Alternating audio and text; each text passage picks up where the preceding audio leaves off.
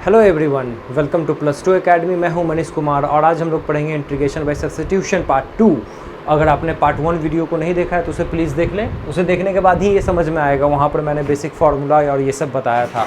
ठीक है, अब यहाँ पर देखो, इस तरह के सवाल को आप कैसे सॉल्व कीजिएगा। तो देखो, सब्स्टिट्यूशन में क्या ढूंढना था कि आपको वहाँ पर देखना था कि भाई कोई भी, जैसे यहाँ न्यूमरेटर डिनोमिनेटर है, तो क्या डिनोमिनेटर का डिफरेंशिएशन न्यूमरेटर है या डिनोमिनेटर का डिफरेंशिएशन न्यूमरेटर है या न्यूमरेटर का डिफरेंशिएशन डिनोमिनेटर है। कुछ इस तरह से सवाल को अगर आप देखते हैं तो आसानी से सॉल्व हो जाएगा, क्योंकि यहाँ तो हम चेन रूल की तरह डिफरेंशिएट नहीं कर पाएंगे। तो हमको यहाँ पर दिख रहा है कि हाँ भाई, इसका डिफरेंशिएशन ये है।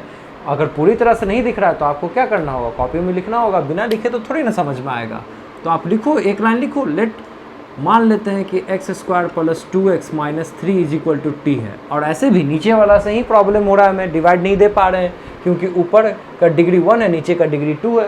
नहीं तो हम लोग पहले तो क्या करते, पहले डिवाइड ही के कर देते हैं, लेकिन ऐसा हो नहीं पा रहा है। तो हम लोग ऐसा मानने से हमारे पास क्या आया, t मान लिए। तो ठीक है भाई, नीचे वाले को t मान लिया आप लोग। तो फिर अब क्या, तो differentiation with respect to x, क्योंकि अब dx को भी dt में कन्वर्ट करना पड़ेगा।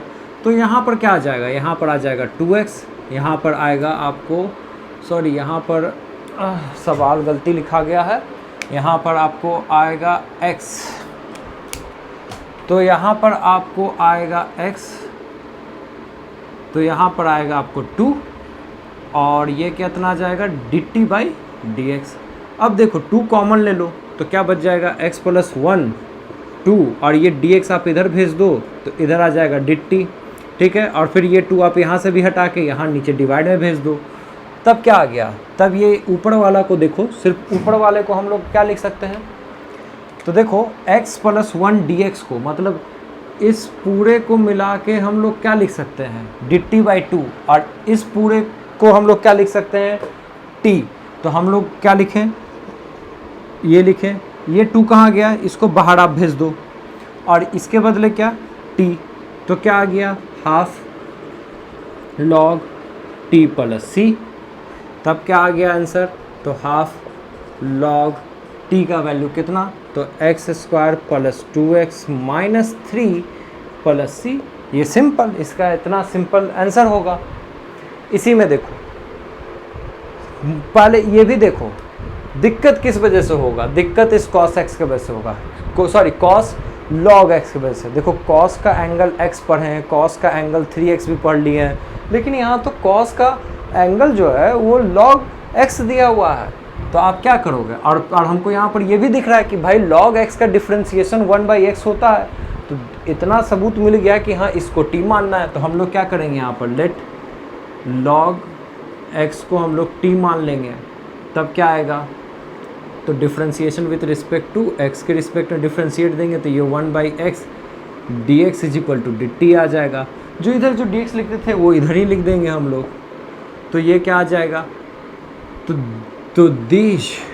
तो अब सवाल को हम लोग क्या लिख सकते हैं, तो इसको लिख सकते हैं cos t, और ये पूरे के बदले हम लोग क्या लिख सकते हैं, dt। इंटीग्रेशन का सिंबल ठीक से बना देते हैं। अब cos का इंटीग्रेशन क्या होता है, तो cos का इंटीग्रेशन होता है sin। तो हम लोग क्या लिखेंगे इसके बदले, sin t + c। अब sin का t का वैल्यू कितने के बराबर, तो इसका हो जाएगा log x + c के बराबर। इतना सिंपल है इसका आंसर।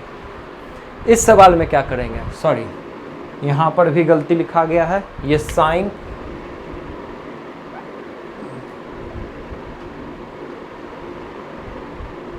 x है, sin x × √1 - cos x।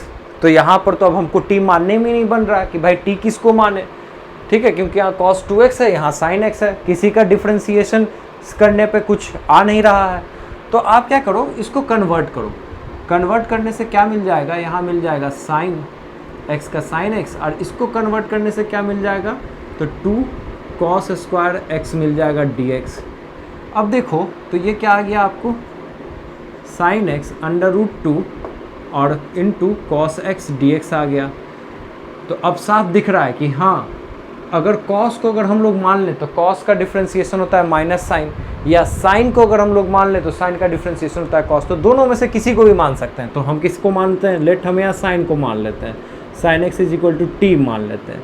तो sine x is equal to t मानने से क्या आया, तो differentiation with respect to x, तो ये आ गया आपको cos x d x is equal to d t आ गया।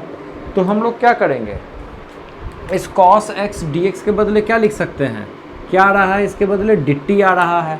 तो हम लोग, और इस रूट टू को कहाँ लिख देते हैं, तो इस रूट टू को आप बाहर लिख दो, कांस्टेंट है, इसका इंटीग्रेशन होगा नहीं। इसके बदले आप क्या लिख सकते हैं, डी टी, और साइन के बदले आप लोग क्या लिख सकते हैं, टी। तो ये टी डी टी आ गया, ठीक है। तब ये क्या आ गया आपको यहाँ पे, तब ये आ गया रूट टू, और डी टी का मतलब कितना, t square by two plus c. तब ये कितने के बराबर आ जाएगा, 1/√2 और टी स्क्वायर मतलब कितना, साइन स्क्वायर एक्स प्लस सी। आंसर इतना इजी है इसका आंसर, ठीक है। अब जल्दी से आते हैं और अच्छे अच्छे सवाल में। अब यहाँ देखते हैं, यहाँ देखो कॉस क्यूब है, भाई किसको टी माने, यहाँ तो है ही नहीं दूसरा पार्ट। यहाँ पर भी किसको टी माने किया है, ई का पावर एक्स को आप टी मानिएगा तब भी ई का पावर एक्स डी एक्स आना चाहिए, तब आप खुद कर सकते हैं। यहाँ भी आपको टी मानने में नहीं बन रहा, तो ऐसे सवाल को कैसे सॉल्व करें, थोड़ा सा सवाल को चेंज करना होगा, थोड़ा सा दम लगाना होगा। हम क्या लिख सकते हैं, हम लिख सकते हैं कॉस क्यूब को लिख सकते हैं cos square x into cos x d x. अब क्या कॉस स्क्वायर एक्स को क्या लिख सकते हैं, 1 minus sine square x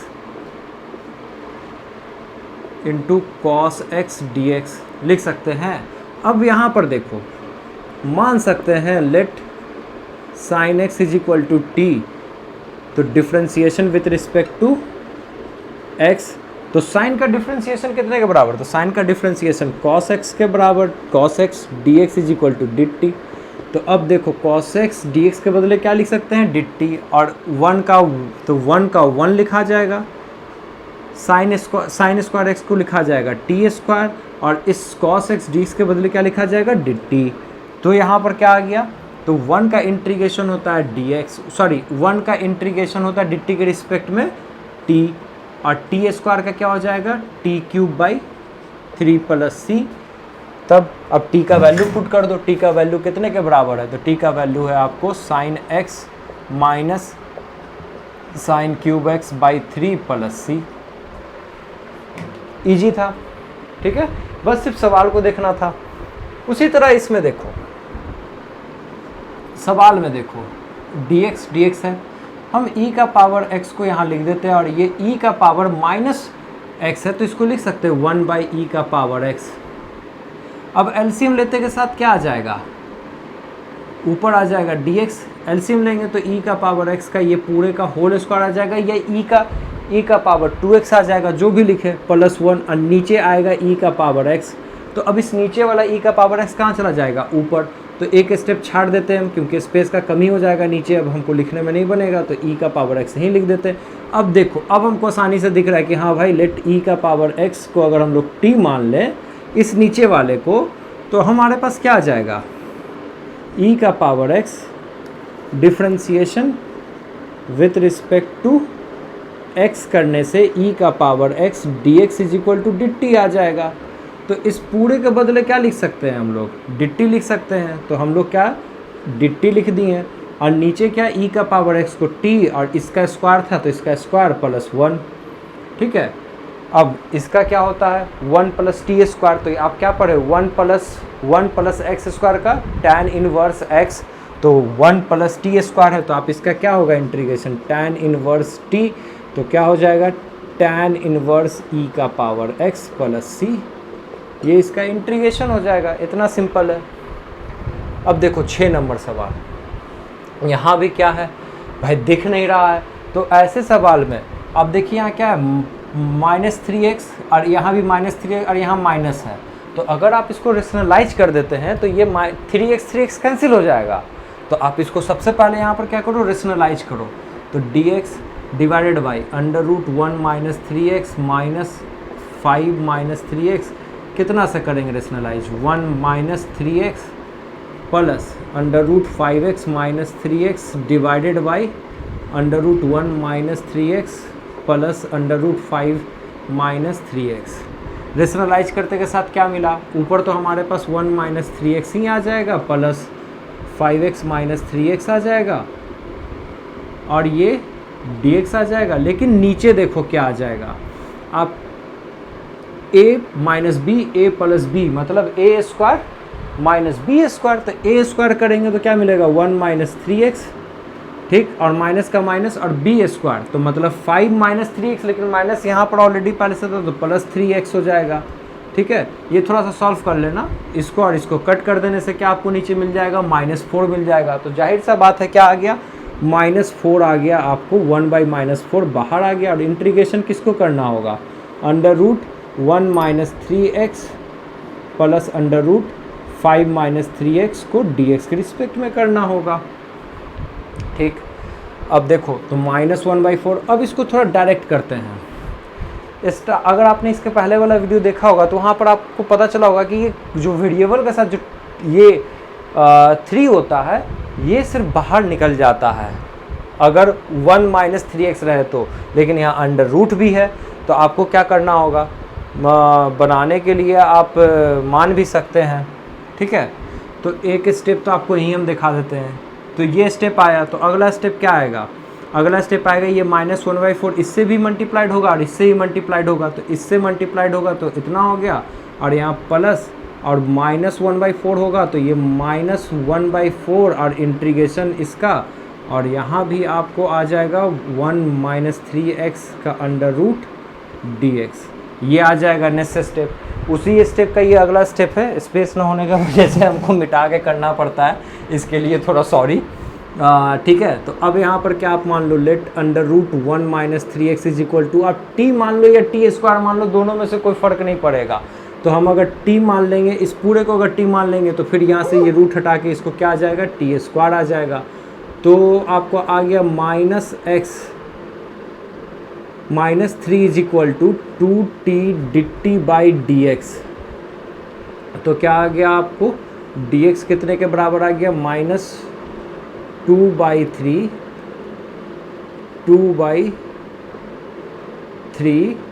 t dt। तो आप इसको क्या लिख सकते हैं, -1/4 इंटीग्रेशन, इसका इंटीग्रेशन क्या लिख सकते हैं, तो इसको क्या पूरे को माने थे, तो ये आ गया आपको t आ गया। ठीक है, और dx के बदले क्या आ जाएगा, तो -2/3 t dt। अब ये कट जाएगा, माइनस माइनस प्लस हो जाएगा, तो आपको कितना आ जाएगा, 2 से 2 कैंसिल, तो 2 और 3 6, तो 1/6 आ जाएगा इंटीग्रेशन t स्क्वायर dt। और फिर आपको आ जाएगा 1/6 और t स्क्वायर का हो जाएगा आपको t³/3 प्लस सी, ये दिख रहा है ना, t³/3 प्लस सी, हाँ ठीक है। तो t³/3, अब बस t का वैल्यू पुट कर लीजिए यहाँ पे। ठीक है, सिमिलरली आप फिर 5 माइनस 3x को आप क्या मान लें, t स्क्वायर मान लें। ठीक है, तो इसको आप लोग खुद से कर लीजिएगा, हम इसको छोड़ देते हैं स्पेस ना होने के वजह से। ठीक है, अब और कुछ और ज़्यादा अच्छा सवाल देखें। देखो अब इस सवाल का क्या करेंगे, यहाँ भी आपको t मानने में नहीं बन रहा है, तो जब भी ऐसा सवाल आए तो आप क्या करो ना, न्यूमरेटर जो पूरा है ना उसको ही आप t मान लो, ज़्यादा आसान पड़ेगा, वहीं से आपको दिखना स्टार्ट होगा। तो लेट अगर हम मान लेते 1 plus x³ is equal to t square, देखो ये अंडर रूट को t मानते हैं तो इस पूरे को हम लोग t स्क्वायर मान लेते हैं।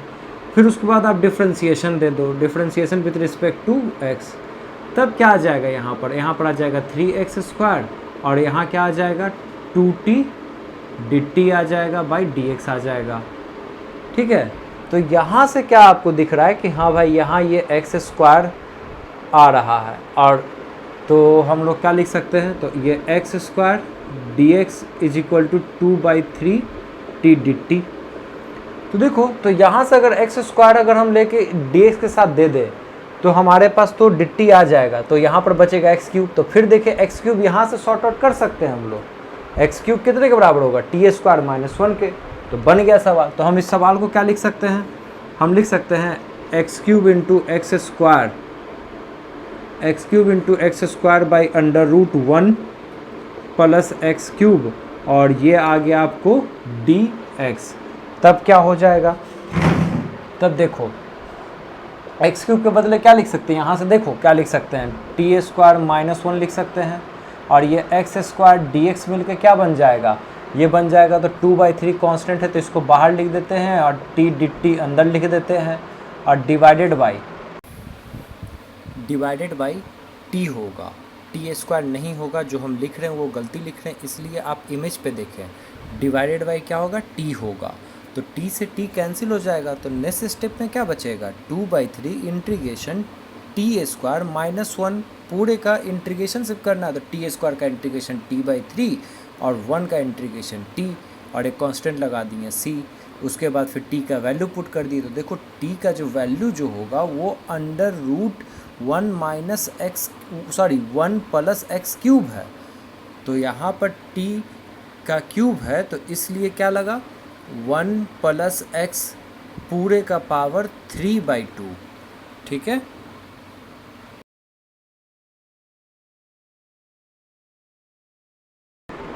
इस सवाल में क्या करेंगे हम लोग, ठीक। अब या इससे पहले एक सवाल और देखो, देखो अगर आपको इंटीग्रेशन रहे 9 नंबर, देखो इंटीग्रेशन रहे x divide by 1 plus x का पावर 4 dx, काफ़ी ट्रिकी सवाल है यही सब सवाल एग्जामिनेशन में आता है, काफ़ी ट्रिकी। यहाँ पर देखो क्या है, अब यहाँ तो कंफ्यूज हो जाएगा कैसे कैसे माने, इस पूरे को t मानने फिर भी नहीं बनेगा, तो यहाँ पर थोड़ा सा बुद्धि लगाना होगा। हम यहाँ पर मान लेते हैं, या सवाल को आपको दिखा के मानते हैं, हम इसको सवाल को ऐसे भी लिख सकते हैं,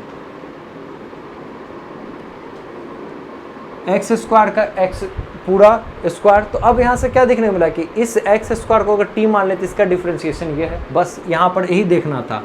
तो हम लोग मान सकते हैं let x square is equal to t, तो क्या आ गया आपके पास 2x dx is equal to dt आ गया, ठीक है, differentiation with respect to x के करने से, ठीक है। तो सवाल क्या आ गया, तो x dx के बदले क्या लिख सकते हैं आप, dt/2, तो dt, और ये 2 आप इधर भी भेज सकते हैं, यहाँ भी लिख सकते हैं, तो ये हाफ बाहर आ जाएगा और नीचे क्या आ जाएगा 1 प्लस इस एक्स स्क्वायर के बदले t, और इस स्क्वायर का इस एक्स स्क्वायर यहाँ रहने दो, तो ये क्या आ गया 2, और ये आ गया tan inverse t plus c, तो क्या आ गया 1/2 tan इनवर्स t का वैल्यू कितने के बराबर माने, तो एक्स स्क्वायर के बराबर माने, तो ये एक्स स्क्वायर प्लस c।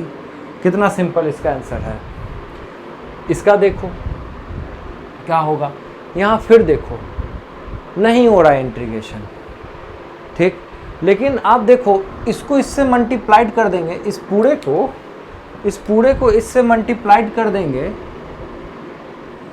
1 से, तो इंटीग्रेशन हो जाएगा, लेकिन x से मल्टीप्लाइड करेंगे तो फिर इंटीग्रेशन नहीं हो रहा, थोड़ा सा का अड़चन आ रहा है।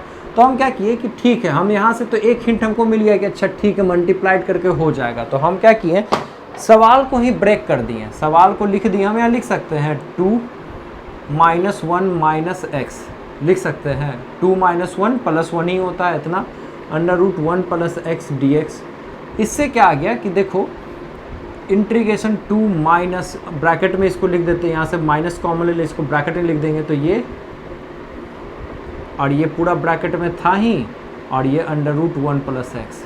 अब देखो, अब अगर इस पूरे को अगर हम लोग मल्टीप्लाइड करते हैं, इस पूरे को मल्टीप्लाइड करते हैं इससे, आसानी से इंटीग्रेशन हो जाएगा, और फिर इससे तब भी आसानी से हो जाएगा, तो हम लोग कर देते हैं। तो ये क्या हो जाएगा integration 2 under root 1 plus x, और इन दोनों को मल्टीप्लाइड किया तो इसका पावर 1 और इसका पावर हाफ मिलके कितना हो गया 1 प्लस हाफ 3/2, तो इसको डायरेक्ट लिख देते हैं 1 प्लस एक्स का पावर 3/2, और ये dx के रिस्पेक्ट में, तो क्या आ गया अब अंदर तो 2 बाहर, इंटीग्रेशन ऑफ 1 प्लस एक्स का पूरे का power half dx minus integration 1 plus x का पूरे का पावर 3/2 dx। अब सिंपल, पहले वाला वीडियो देखा हुआ था, आसानी से बनेगा, क्या होगा 2 का 2 तो ये बाहर हो जाएगा, और यहाँ क्या होगा 1 प्लस एक्स, हाफ में कितना जुटेगा 1, तो 3/2, तो नीचे कितना आ गया 3/2, और यहाँ क्या आ जाएगा 1 प्लस एक्स 3/2 में +1 जोड़ोगे तो कितना 5/2 डिवाइडेड बाई 5/2 प्लस c। इतना सिंपल है इसको बनाना। अब यहाँ पर कैलकुलेट कर लेना, 2 कहाँ चला जाएगा ऊपर, यहाँ भी 2 कहाँ चला जाएगा ऊपर। तो ये है इंटीग्रेशन बाय सब्स्टिट्यूशन। आपको ये वीडियो पार्ट 2 और पार्ट 1 दोनों एक साथ देखिएगा, और दोनों देख के आपको ये वीडियो कैसा लगा इस बारे में कमेंट सेक्शन में ज़रूर बताएं। ज़्यादा ज़्यादा दोस्तों को शेयर करें, लाइक करें। Thank you for watching this video. और हाँ, जल्दी मिलेंगे अच्छे वीडियो के साथ। नेक्स्ट चैप्टर को पढ़ेंगे इंटीग्रेशन बाय पार्ट।